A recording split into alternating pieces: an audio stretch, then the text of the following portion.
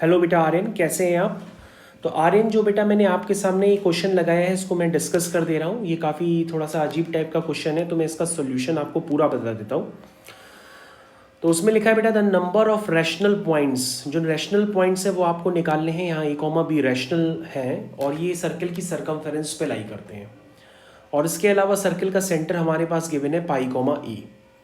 तो बेटा यहाँ पर करना क्या होगा कि आपको सबसे पहले दिमाग में ये बैठाना है कि यहाँ पर जो A और B है वो रैशनल नंबर्स हैं और आपको रैशनल पॉइंट्स ही निकालने हैं सर्कल की सरकमफेरेंस पे।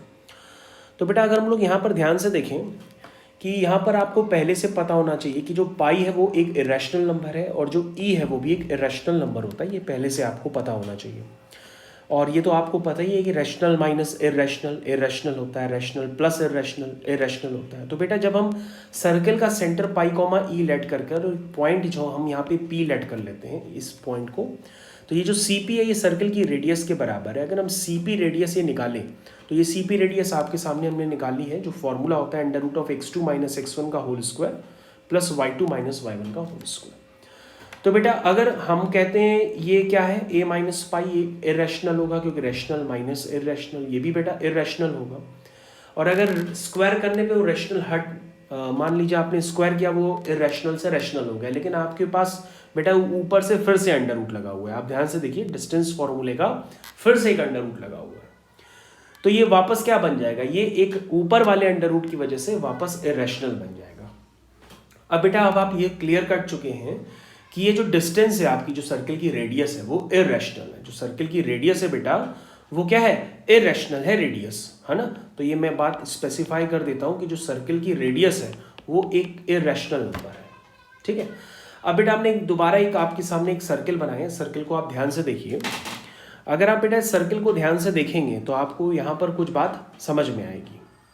क्या समझ में आ रही है बेटा, यहाँ पर आपको ये देखने के लिए मिल रहा है कि यहाँ पर कि अगर हम इस P पॉइंट के कोऑर्डिनेट लिखते हैं तो P पॉइंट के कोऑर्डिनेट क्या समझ में आ रहे हैं। ये जो P पॉइंट है, इस P पॉइंट के कोऑर्डिनेट लिखिए, वो होंगे pi minus r sine theta और E plus r cos theta. ये आप जनरल जो कोऑर्डिनेट ज्योमेट्री है उसको यूज़ करके लिख सकते हैं।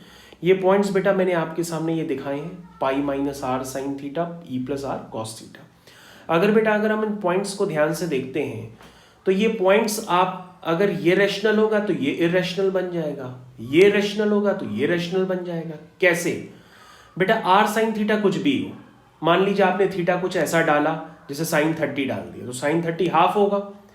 लेकिन पाई से तो आप माइनस कर रहे हैं ना, आप पाई से तो फाइनली माइनस कर रहे हैं, तो पाई क्या है, इरेशनल है, तो इरेशनल माइनस रैशनल फिर इरेशनल हो जाएगा।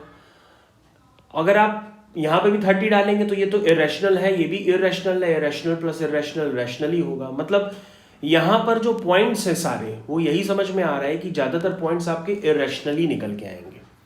अब यहाँ पे लेकिन इरेशनल पॉइंट्स के बारे में पूछा नहीं गया है कितने हैं, लेकिन ये समझ में आ रहा है कि इरेशनल पॉइंट्स काफ़ी सारे हैं, लेकिन रैशनल पॉइंट्स जो होंगे वो सबसे कम होंगे, क्योंकि यहाँ पे तो समझ में ही नहीं आ रहा कि कौन से पर्टिकुलर थीटा पे या कौन से पर्टिकुलर रेडियस पे जो कि रैशनल है उस पर वो रैशनल पॉइंट्स थे। ये पी आपका रैशनल बन जाए तो आप कहेंगे सर कि यहाँ पर दो भी पॉसिबल नहीं है, क्योंकि अभी तो एक की सिचुएशन नहीं क्लियर है, एग्जैक्टली टू भी नहीं समझ में आ रहा है, इनफाइनेटली भी नहीं समझ में आ रहा है। तो बेटा यहाँ पे सिर्फ एक ही आंसर समझ में आ रहा है कि कम से कम एक रैशनल नंबर हो सकता है हो, तो आप एक रैशनल नंबर को आप आंसर लगा सकते हैं, क्योंकि दो तो है ही नहीं, तो दो से ज़्यादा कैसे होंगे, इनफाइनाइट कैसे होंगे। तो एक रैशनल नंबर किसी आर या किसी थीटा पे हो सकता है, लेकिन इरेशनल नंबर तो खूब सारे हैं, लेकिन रैशनल की पॉसिबिलिटी सिर्फ एक ही समझ में आ रही है।